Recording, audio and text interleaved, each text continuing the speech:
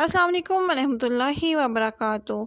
جیسا کہ سب جانتے ہیں، میرا نام آمنہ بتول ہے اور آج میں آپ کو بتاؤں گی حضرت سیدنا عمر رضی اللہ تعالیٰ عنہ کی شہادت کے بارے میں۔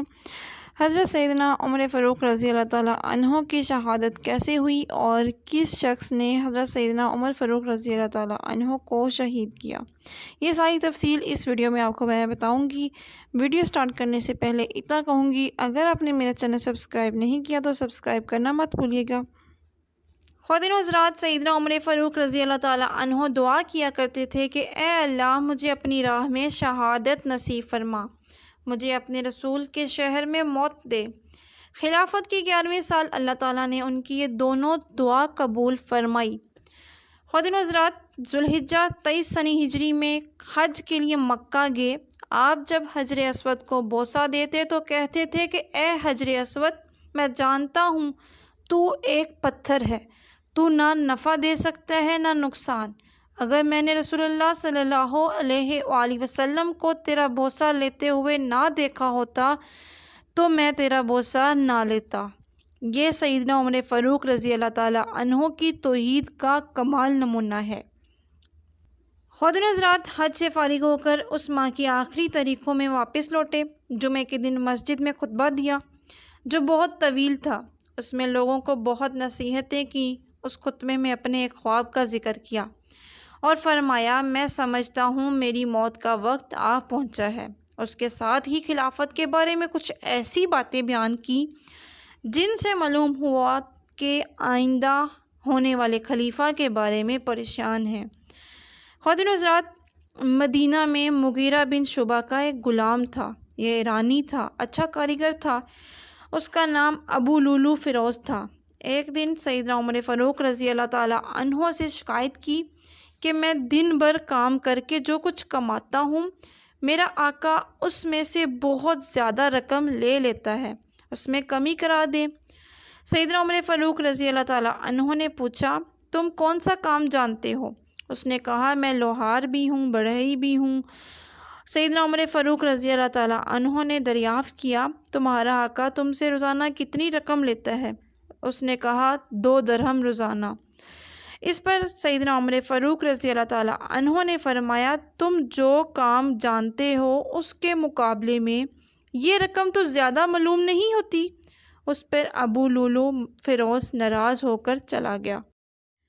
خواتین و حضرات، اگلے دن ابو لولو فجر کی نماز سے پہلے مسجد میں چھپ کر بیٹھ گیا۔ سیدنا عمر فاروق رضی اللہ تعالیٰ عنہ لوگوں کو نماز پڑھانے لگے تو اس نے کونے سے نکل کر 2 دھاڑی خنجر سے امیر المومنین پر 6 وار کیے اور پھر صفوں میں کھڑے مسلمانوں کو زخمی کرتا باہر بھاگا۔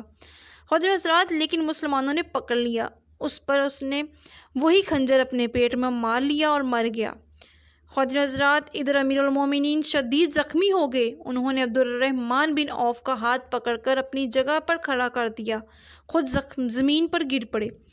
خواتین و حضرات، لوگوں نے نماز سے فارغ ہو کر دیکھا جن مسلمانوں کو ابو لولو نے زخمی کیا تھا ان میں سے 7 دم توڑ چکے تھے، باقی بہت زیادہ زخمی نہیں ہوئے تھے۔ البتہ سیدنا عمر فاروق رضی اللہ تعالیٰ عنہ کی حالت نازک تھی۔ ایسے میں انہوں نے عبداللہ بن عباس سے پوچھا، مجھے کس نے مارا ہے؟ انہوں نے بتایا، مغیرہ بن شعبہ کے غلام ابو لولو نے مارا ہے۔ یہ سن کر حضرت سیدنا عمر فاروق رضی اللہ تعالیٰ عنہ نے اللہ کا شکر ادا کیا کہ میری موت کسی ایسے شخص کے ہاتھ سے نہیں ہوئی جو اسلام کا دعویٰ کرتا ہو۔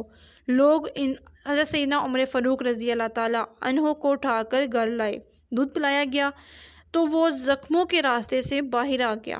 خواتین و حضرات، اب سب کو یقین ہو گیا کہ امیر المومنین کا آخری وقت آ پہنچا ہے۔ لوگ غم سے نڈال ہو گئے، ان سے ملنے کے لیے آنے لگے۔ ایک نوجوان ایسے میں ملنے آیا۔ اس نے کہا، اے امیر المومنین، آپ اللہ کی بشارت سے خوش ہو جائیں۔ آپ ان اصحاب میں سے ہیں جو بہت پہلے اسلام لائے اور رسول اللہ صلی اللہ علیہ وآلہ وسلم کے ساتھی بنے، خلیفہ بنائے گئے، تو آپ نے انصاف سے کام لیا، پھر آخر آپ کو شہادت نصیب ہو گئی۔ یہ سن کر سیدنا عمر فاروق رضی اللہ تعالیٰ عنہ نے فرمایا، اے بھتیجے، اللہ کرے یہ چیزیں میرے گناہوں کے برابر برابر ہی ہو جائیں، مجھے کوئی عذاب ہو نہ ثواب۔ مطلب ان کے کہنے کا یہ تھا کہ بس عذاب سے بچ جاؤں۔ وہ نوجوان واپس جانے لگا تو سیدنا عمر فاروق رضی اللہ تعالیٰ عنہ کی نظر اس کی چادر پر پڑی جو زمین پر چھو رہی تھی۔ اس نازک صورتحال میں بھی انہیں شریعت کا اس قدر پاس تھا کہ فرمایا، اس نوجوان کو واپس بلاؤ۔ اسے واپس حضرت سیدنا عمر فاروق رضی اللہ تعالیٰ عنہ کے سامنے لایا گیا تو فرمایا، اے بھتیجے، اپنا تہبند اونچا باندھ دو، اس سے کپڑا بھی صاف رہے گا اور تمہارے رب کے نزدیک یہ پرہیزگاری کی بات بھی ہے۔ سیدنا ابن عباس رضی اللہ تعالیٰ عنہ نے ان کا مرتبہ اور نیکیاں بیان کی تو فرمایا، اللہ کی قسم، اگر میرے پاس دنیا بھر کا سونا ہوتا تو اس سے پہلے کہ میں اللہ کے عذاب کو دیکھوں میں اسے اللہ کی راہ میں دے دیتا، یعنی عذاب کے خوف سے سارا سونا خیرات کر دیتا۔ اس کے بعد اپنے بیٹے عبداللہ کو بلایا، اس سے پوچھا کہ مجھ پر کتنا قرض ہے۔ انہوں نے حساب لگا کر بتایا 86,000 درہم۔ خواتین و حضرات، اس پر انہیں کچھ ہدایت دی۔ آخر میں فرمایا، اس قرض کو میری طرف سے ادا کر دینا۔ خواتین و حضرات، اس کے بعد فرمایا، ام المومنین حضرت سیدنا عائشہ صدیقہ رضی اللہ تعالیٰ عنہا کے پاس جاؤ اور کہو، عمر بن خطاب آپ کو سلام پیش کرتا ہے اور اپنے 2 ساتھیوں یعنی نبی پاک صلی اللہ علیہ وآلہ وسلم اور ابو بکر صدیق کے ساتھ دفن ہونے کی اجازت چاہتا ہے۔ خواتین و حضرات، حضرت عبداللہ بن عمر حضرت سیدنا عائشہ صدیقہ رضی اللہ تعالیٰ عنہا کی خدمت میں حاضر ہوئے۔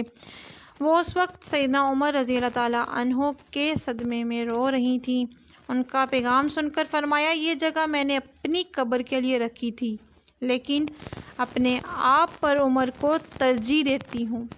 خواتین و حضرات، سیدنا عبداللہ یہ جواب سن کر واپس آئے اور سیدنا عمر کو ان کا جواب بتایا۔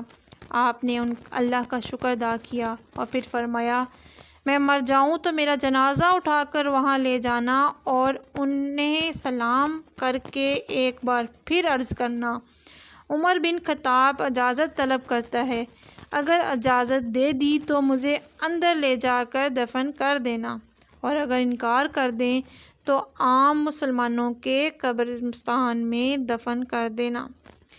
خواتین حضرات، حالت جب زیادہ نازک ہو گئی تو فرمایا، خلافت کا حقدار عثمان، علی، زبیر، عبد الرحمن بن عوف اور سعد بن ابی وقاص رضی اللہ تعالیٰ عنہ سے زیادہ کسی کو نہیں سمجھتا۔